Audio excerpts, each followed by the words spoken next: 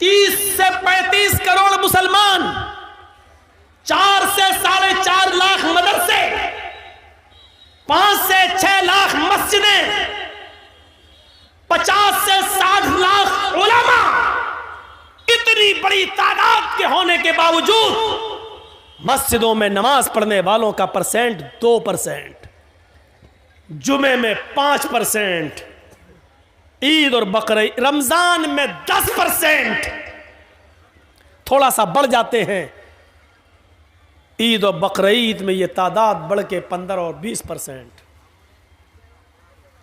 ये 80% कहां गए?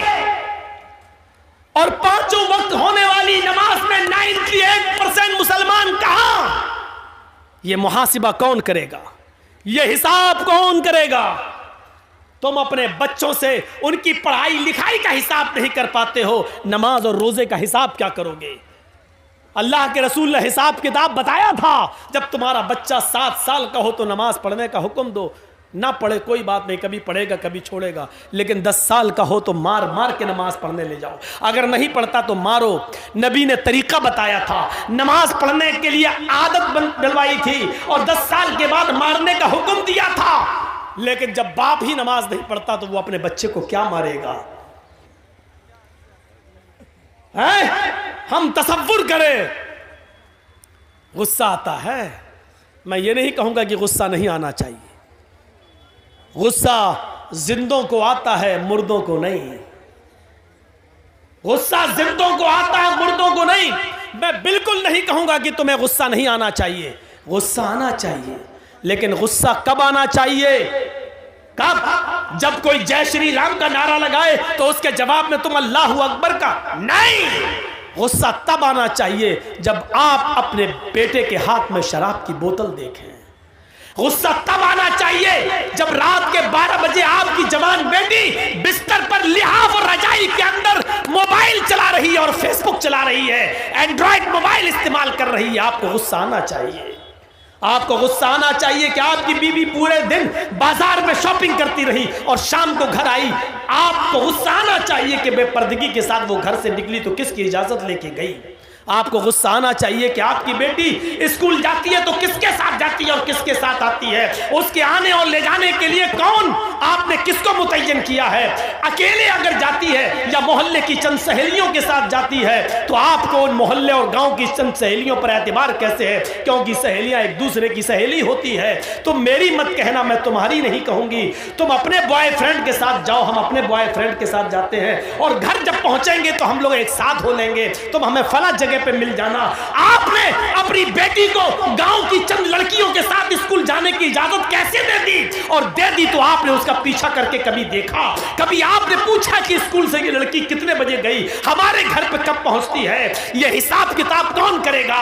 मुसलमानों, तुम हिसाब किताब करने वाली कौम हो। तुम बच्चों के लिए अगर बाप हो तो अपने बच्चों का हिसाब लो, शौहर हो तो अपनी बीवी का हिसाब लो, अगर भाई हो तो अपनी बहन का मुहासिबा करो। मुहासिबा जिंदे करते हैं, मुर्दों से हिसाब नहीं लिया जाता है। हिसाब जिंदों से तलब किया जाता है, मुर्दों से नहीं। तुम जिंदा कौम हो, हम तुमसे हिसाब ले सकते हैं। ये मदरसे में कितना चंदा हुआ है आपने दिया है, आप हिसाब लो मदरसा कमेटी से। मदरसे कमेटी के लोगों को बुरा नहीं मानना चाहिए, क्योंकि एक एक रुपया आपकी अमानत है, आपके बच्चों पर ही खर्च होगा। इसलिए हिसाब जिंदे लेते हैं, हिसाब जिंदे देते हैं। हजरत उमर जब मिंबर पे खड़े हुए और नई कमीज पहनकर खुतबा देने लगे तो एक नौजवान उठा और कहने लगा, उमर खुतबा देना बंद कर, तकरीर करना बंद कर, खुतबा नहीं देने दूंगा। हजरत उमर ने कहा, क्यों, वजह क्या है? कहा, पहले इस बात का हिसाब दो, ये नया कुर्ता तुम्हारे पास कहां से आया? तुम्हारी तनख्वाह बैतुल माल से इतनी नहीं है कि तुम नई कमीज सिला सको। आज नया कुर्ता तुम्हारे पास कहां से आया? हजरत उमर कहने लगे कि इसकी सफाई मेरा बेटा देगा। हजरत उमर फारूक का बेटा उठता है, सफाई पेश करता है कि बैतुल माल में जो चादरें आई थी वो सारे मुसलमानों में तकसीम होना थी। एक एक चादर सबको मिली, मेरे बाप को भी एक चादर मिली, मेरे बाप ने उसी चादर की कमीज बनवा ली है। नौजवान खड़ा होता और कहता, अमीरुल मोमिनीन, एक एक चादर सबको मिली थी, मुझे भी मिली थी। मैं दर्जी के पास गया था, टेलर के पास गया था, मैंने अपना माप दिया, उस चादर में मेरी कमीज नहीं बनी। तुम तो हमसे ज्यादा लंबे हो, हमसे ज्यादा चौड़े हो, हमसे ज्यादा लंबे चौड़े हो और मोटे तंदुरुस्त भी हो, फिर तुम्हारी एक चादर में कमीज कैसे बन गई? उनके बेटे ने खड़े होकर जवाब दिया, नौजवान, एक चादर मुझे भी मिली थी, सबको एक एक चादर मिली थी, मेरे बाप को भी मिली, मुझे भी मिली, सबको एक एक मिली तो उसमें मुझे भी मिली। मेरे बाप की अपनी चादर में जब कमीज नहीं बनी तो मैंने अपनी चादर भी अपने बाप को दे दी। मेरी और अपनी दोनों कमीजें मिलाकर मेरे बाप ने दोनों चादरें मिलाकर कमीज बना ली। नौजवान कहने लगा, बैठ गया, अमीरुल मोमिनीन, अब मुझे इत्मीनान हो गया, अब मैं सेटिस्फाई हो गया, अब आप खुतबा दीजिए। जिंदा लोग हिसाब लेते हैं और जिंदा लोग हिसाब देते हैं। ना हिसाब लेने पर गुस्सा होना चाहिए, ना हिसाब देने पर गुस्सा होना चाहिए। हिसाब जिंदे लेते हैं, हिसाब जिंदा देते हैं। गुस्सा जिंदों को आता है, मुर्दों को नहीं। हम नहीं कहते कि गुस्सा दबाओ, हम नहीं कहते कि गुस्से को तुम पी जाओ, हम कहते हैं गुस्सा उठाओ, गुस्सा उभारो, गुस्सा निकालो, भड़ास निकालो, लेकिन जायज जगह पर, नाजायज जगह पर नहीं। अल्लाह के नबी को भी गुस्सा आता था और गुस्सा इतना आता था कि आपकी आंखें सुर्ख हो जाती थी और ऐसा लगता था जैसे किसी ने अनार का रस, अनार का जूस किसी ने नबी अकरम की आंखों में डाल दिया हो। इतना गुस्सा आता था जनाबे मोहम्मद रसूलुल्लाह को, लेकिन नाजायज बात पर नहीं, जायज बात पर गुस्सा आता था। आज दुनिया की कौमें आज हमारा मजाक उड़ाती हैं और हम मुश्तइल हो जाते हैं। यहाँ गुस्सा नहीं आना चाहिए। मसलन अभी कुछ दिनों पहले एक आदमी ने इस्लाम को बहुत बदनाम किया, कुरान को लेकर बहुत बातें कहीं, हमारे नबी को लेकर बहुत बातें कहीं, लेकिन हम नहीं समझ पाए कि वो सारी बातें कहने के पीछे कौन है। हम नहीं समझ पाए, वो बातें कह नहीं रहा, उससे कहलवाई जा रही हैं, और कौन कहलवा रहा है ये भी मैं जानता हूं, लेकिन हम ना नाम ले रहे हैं, ना आपको बताना चाहते हैं और ना नाम लेना चाहते हैं। जब तक आप इन चैनलों पर पाबंदी नहीं लगाएंगे, हमने नाम लेना बंद कर दिया है, क्योंकि इन चैनल वालों ने मुझे कहीं का नहीं छोड़ा है। मेरे ऊपर इतने केस करवाए हैं, इतने केस करवाए हैं कि मैं जिंदगी में कभी इनको माफ नहीं कर सकता। मना करने के बावजूद इन्होंने वही चीजें डाली हैं जिन चीजों से मैंने इनको रोका था। सिर्फ इनके अकाउंट में पैसा आ रहा है, चलाओ बेटा, जितना चला सकते हो चलाओ, लेकिन याद रखना मरना तुम्हें भी है, तुम्हें भी मरना है। और मैंने अब ऐलान कर दिया है, अब जब भी कोई मुझसे जलसे की डेट लेगा तो मेरी पहली शर्त होगी कि कोई भी चैनल वाला नहीं आएगा। ये दिसंबर का महीना ख़त्म हो रहा है, 3-4 दिन और रह गए हैं। अब जनवरी में मेरा यहाँ कोई प्रोग्राम नहीं है, मैं बम्बई जा रहा हूँ, और फरवरी से जितने भी प्रोग्राम होंगे सबके साथ ये शर्त लग चुकी है कि कोई चैनल वाला हमारे जलसे में नहीं आएगा। आएगा तो मैं नहीं आऊँगा। और धोखा एक बार दोगे, बार बार नहीं। जिस जलसे में मैंने किसी चैनल वाले को देख लिया, मैं जिसको बुलाऊंगा, जो मेरे लिए अच्छा होगा और मेरे कहने के मुताबिक जो स्पीच जो देता, उसको बस बुलाएंगे, किसी को नहीं बुलाएंगे। जो मेरे कहने पर चलेगा बस वही, और वो 1-2 आदमी है, इससे ज़्यादा मैं किसी को इजाज़त नहीं दूंगा। ये 1 फरवरी से मैं ये कानून नाफिज कर दिया हूँ। दिसंबर तक चूँकि दे चुका था प्रोग्राम, इसलिए मैं किसी को रोक नहीं पाया। याद रखिए, आज की तारीख बता रहा हूं, अब तो 26 हो गई। 25 तारीख को ये जलसा रखा था हमारे मुखिया जी ने। 25 तारीख मैं बता रहा हूं आपको, मैं आपके बिस्तर पर लेटा हूं मुखिया जी के घर, और जी हिंदुस्तान में आज भी मेरे बारे में चलाया गया है। आज भी जी हिंदुस्तान मुझे दिखा रहा है। आज भी उसने यही बिहार और बंगाल की तकरीरों की कटिंग आज भी उसने पेश की है। मैंने तुम्हारा सुअरपना देख लिया है। मैं ये जुमला बोल रहा हूं, तुम्हारी आंखों में सुअर का बाल है। बहुत अच्छी तरीके से मैं समझ गया हूं। इन चैनल वालों को मैं कभी माफ नहीं करूंगा। मेरे भाइयों, तकलीफ दिल से होती है। मना करने के बावजूद इन्होंने वही हरामीपना दिखाया है, वही हरामीपना। मुझे इनके माँ बाप से पूछना पड़ेगा, ये तुम्हारी औलाद दिन में पैदा हुई थी कि रात में? तुम्हारी भी बात मानती है कि नहीं मानती है? ये मुझे पूछना पड़ेगा इनके माँ बाप से। लगता है ये ज़रूर रात में पैदा हुए होंगे, क्योंकि रात में पैदा होने वाली अक्सर औलाद मैं कानून नहीं बता रहा हूँ, ना कोई मौलाना कौन सी हदीस में आया है, मैं बता नहीं रहा हूँ ना, आप ये पूछें, ये इनमें अक्सर रात में पैदा हुए होंगे। तो मेरे भाइयों, कहना तो बहुत कुछ चाहता हूँ लेकिन छोड़ देता हूँ, गुस्सा तो बहुत है मेरे अंदर। फिर मैंने कहा था ना, गुस्सा जिंदों को आता है, मुर्दों को नहीं। मेरी इस बात को याद रखना। लेकिन वो गुस्सा अगर आया तो वो मेरा नाजायज़ गुस्सा हो जाएगा। उतना हमें नहीं बोलना था, इसलिए हम रोक रहे हैं अपने आप को। चलिए 1 फरवरी से तुम खुद ही रुक जाओगे। तो मेरे भाइयों, मैं यही कह रहा हूँ कि अपना हिसाब करो, अपने बच्चों का हिसाब करो। पूछो, आज की नौजवान नस्ल, हमारी बेटियां, हमारी लड़कियां, आप बैठे हो, खामोश हो, सोचो क्या प्लानिंग हो रही है हमारी बेटियों के बारे में। कभी सोचा आपने ठंडे दिल से? कभी सोचा है आपने? सोचिए, मंसूबे क्या हो रहे हैं। गुस्सा आना चाहिए लेकिन जायज जगह पर, नाजायज जगह पर नहीं। एक आदमी को साथ मिला सरकार का, गवर्नमेंट का, और उस आदमी ने कुरान का मजाक उड़ाया, हमने उसको नंगा किया।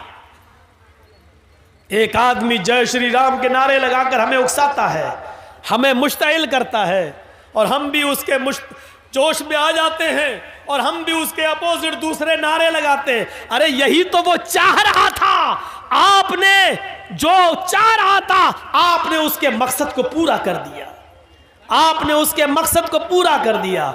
आपको ऐसा नहीं करना था। नहीं, आपको मालूम है कि हिंदुस्तान में उनका कुछ नहीं होगा। एक है ना डासना का पंडित, डासना का, अरे उत्तर प्रदेश में डासना नाम की एक जगह, वहाँ का एक पंडित है ना, कितना भड़काता है, कितना बरगलाता है। टीवी, एनडीटीवी ने तो बाकायदा दिया कि अभी तक जेल में क्यों नहीं गया। देखिए कितना बरगलाता है। लेकिन ज़रूरी नहीं कि जो आदमी हमें बरगलाए हम भी वैसा ही जवाब दें, कोई ज़रूरी नहीं है। मेरे भाइयों, शॉर्टकट में एक जवाब दे दूं आपको, अक्लमंदी ये नहीं है। अगर कोई पागल कुत्ता मेरे पैर में काट ले, जर्जीस को अगर कोई पागल कुत्ता काट ले, तो क्या जर्जीस भी उस पागल कुत्ते को काटे? बताइए तो, क्या ये अक्लमंदी होगी? अगर कोई पागल कुत्ता काट लिया हमारे पैर में, अब जर्जीस को गुस्सा, कमीने तूने काटा, पकड़ पकड़ पकड़ो, हम भी काटेंगे, पकड़वाया और काट रहे उसको, तो उससे बड़े पागल तो हम हो गए। तो कुछ लोगों का दिमाग खराब हो चुका है।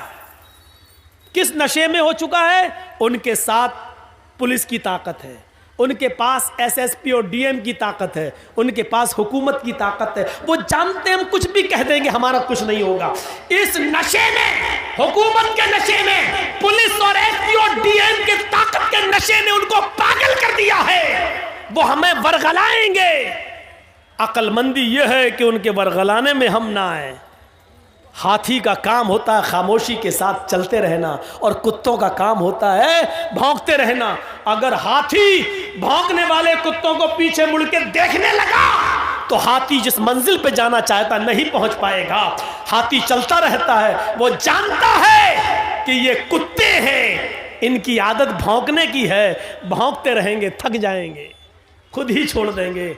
इन भौंकने वाले कुत्तों को उनके हालत में छोड़ दो। हम भौंकने वाले कुत्तों का नाम भी ले देते, लेकिन इन यूट्यूबर वालों की वजह से नहीं ले रहे हैं। के साथ लिव इन रिलेशनशिप में रहते थे। अब ये भी चल रहा है समाज में, शादी के बगैर लड़का लड़की रह रहे, समाज को कोई एतराज नहीं है, समाज उसको बर्दाश्त कर रहा है। ये नया भारत है, ये आधुनिक भारत है, ये मॉडर्न भारत है। मेरा इस्लाम तो ये कहता है, तुम निकाह कर रहे हो, तुम शादी कर रहे हो। मौलवी साहब भी आ गए, उन्होंने निकाह भी पढ़ा दिया, लेकिन आपका मकसद घर बसाना नहीं है, आपका मकसद सिर्फ अपनी शहवत को पूरी करना है। तो कुरान कहता है कि ऐसा निकाह करना जायज़ नहीं है। मुहसिनीना गैर मुसाफिहीना, निकाह का मकसद घर बसाना है, परिवार बसाना है, सिर्फ अपनी शहवत को और अपनी सेक्सुअल डिज़ायर को पूरा करना नहीं है। भाई इंसान और जानवर में कुछ तो फर्क होना चाहिए। यानी इस्लाम इस बात की भी इजाजत नहीं देता कि आप निकाह करें इस मकसद के तहत कि हम सिर्फ अपनी ख्वाहिश पूरी करें। नहीं, आपको घर बसाना है, आपको बीवी का हक अदा करना है। वो इस्लाम जो निकाह के मामले में इतनी पाबंदी लगाता है, क्या वो इस्लाम इस बात की इजाजत दे देगा कि लड़का लड़की बगैर शादी के लिव इन रिलेशनशिप में रहें? खुली हुई ज़िनाकारी है। और आफ्ताब नाम का वो लड़का श्रद्धा नाम की एक लड़की के साथ रहता था। सवाल यह नहीं है कि श्रद्धा के घर वालों को इतराज था कि नहीं था, सवाल यह है कि आफ्ताब के घर वालों को इतराज क्यों नहीं था। समाज की यह दोगली तस्वीर भी हमें खत्म करनी पड़ेगी मेरे भाई। हमने लड़कियों पर पाबंदियां लगाई, लड़कों के लिए सब माफ है। स्टेज से तकरीरें होती हैं, लड़कियां मेकअप ना करें, लड़कियां खुशबू ना लगाएं, लड़कियां नकाब में रहें, लड़कियां पर्दे में रहें, और लड़का रात रात भर घर से गायब रहे, उसके ऊपर कोई कानून नहीं है। इस्लाम के अंदर कोई वन वे ट्रैफिक नहीं है मेरे भाई। अगर इस्लाम एक लड़की को यह हुक्म देता है, एक औरत को हुक्म देता है कि वो पर्दे में रहे, वो बेहयाई ना करे, वो ज़िनाकारी का कोई काम ना करे, तो इस्लाम एक मर्द को भी हुक्म देता है कि वो अपनी निगाहों को नीचे रखे, वो ज़िना के करीब न जाए। वला तक़रबुज़्ज़िना इन्नहु काना फ़ाहिशतन वसाअ सबीला। ऐ मुसलमानों, तुम ज़िना के करीब भी न जाना, वो बड़ा ही बुरा रास्ता है, बड़ा ही बुरा काम है। और जानते हो, मैं अभी कटिहार से आपके गांव में आ रहा था, रास्ते में कहीं ब्रिज बन रहा था। ब्रिज के ऊपर रास्ता अभी बना नहीं है, तो ब्रिज के शुरुआत में सरकार ने, गवर्नमेंट ने एक बड़ा सा बोर्ड लगा दिया जिस पर क्रॉस का निशान बना दिया कि ये रास्ता जाने का नहीं, इस पर मत जाना। इसलिए कि अगर वो निशान नहीं लगेगा, हो सकता है रात का टाइम है, ड्राइवर को पता ना हो, वो ब्रिज पर गाड़ी चला दे और आगे जाकर के एक्सीडेंट हो जाए। इस्लाम ने अगर ये कहा कि जिना का रास्ता खराब रास्ता है, तो इस्लाम ने इस रास्ते पर जगह जगह बोर्ड भी लगाए हैं मेरे भाई। घर में देवर भी रहता है, भाभी भी रहती है। इस्लाम ने ये हुक्म दिया, अल्लाह के नबी ने फरमाया, इय्याकुम वद्दुखूल अलन निसा। जो औरतें तुम्हारे लिए गैर महरम हैं, जो तुम्हारी माँ नहीं है, जो तुम्हारी बहन नहीं है, जो तुम्हारी बेटी नहीं है, जो तुम्हारी बहू नहीं है, उन औरतों के पास तुम न जाया करो, उनके पास तुम तन्हाई में न जाया करो, उनके साथ तुम अकेले में न रहा करो। नबी ने एक लफ्ज कह दिया, जीजा को मना कर दिया गया वो साली को बाइक पर बिठा के सैर न कराए, देवर को मना कर दिया गया वो भाभी के साथ बाइक पर न बैठे, वो अकेले कमरे में भाभी के साथ न बैठे। ये तो हमारे इंडिया का कल्चर है, भाभी मां समान होती है। इस्लाम की नजर में भाभी मां समान नहीं होती है। इस्लाम की नजर में भाई के मरने के बाद छोटा भाई अपनी भाभी से शादी भी कर सकता है, भाई के तलाक के बाद शादी कर सकता है। वो आपके लिए गैर महरम है, महरम नहीं है वो, आपके लिए पर्दा है आपका, उससे लिमिट होनी चाहिए आपके और उसके बीच। इस्लाम ने ज़िनाकारी के रास्ते में मेरे भाइयों बड़े बड़े बोर्ड लगा दिए। खाला का लड़का और खाला की लड़की आपस में गैर महरम में, खाला की लड़की अपने खालाजाद भाई से लिमिट में रहे, हद में रहे, उससे पर्दा करे। फूफी की लड़की, चाचा की लड़की, बड़े अब्बू की लड़की, ये तमाम के तमाम रिश्ते गैर महरम है। आज हमारे समाज में इन रिश्तों को कोई गैर महरम नहीं समझता। घर में औरतें, चाचा का लड़का घर में आता है, औरतें उससे कोई पर्दा नहीं करती, आराम से उसके सामने जैसे चाहे वैसे बैठ जाती हैं। इस्लाम ने यह कह करके बस नहीं कर दिया कि जिना के करीब मत जाओ। इस्लाम ने जिना के रास्ते में जहां जहां इंसान जिना के रास्ते पे जा सकता है, इस्लाम ने बड़े बड़े बोर्ड लगा दिए। आप हैरत करेंगे मेरे भाइयों, मेरी मां और बहनों, अल्लाह ताला ने कुरान में यहां तक बताया कि औरत दोपट्टा कैसे पहनेगी। भाई कुरान अल्लाह की किताब है, कुरान अल्लाह की किताब है। इस किताब में अल्लाह ताला ने यहां तक हमको सिखाया है कि औरत दोपट्टा कैसे ओढ़ेगी घर के अंदर, अपने ससुर के सामने, अपने जेठ के सामने, अपने देवर के सामने, अपने माँ, अपने भाई के सामने, अपने रिश्तेदारों के सामने। वो दुपट्टा कैसे पहनी? घर के अंदर, घर के बाहर तो वो नकाब में रहेगी। फरमाया वल यज़रिबना बिखुमुरिहिन्ना अला जुयूबिहिन्ना, ऐ मुसलमान औरतों तुम अपने दुपट्टों को अपने सीने पर रखा करो। दुपट्टा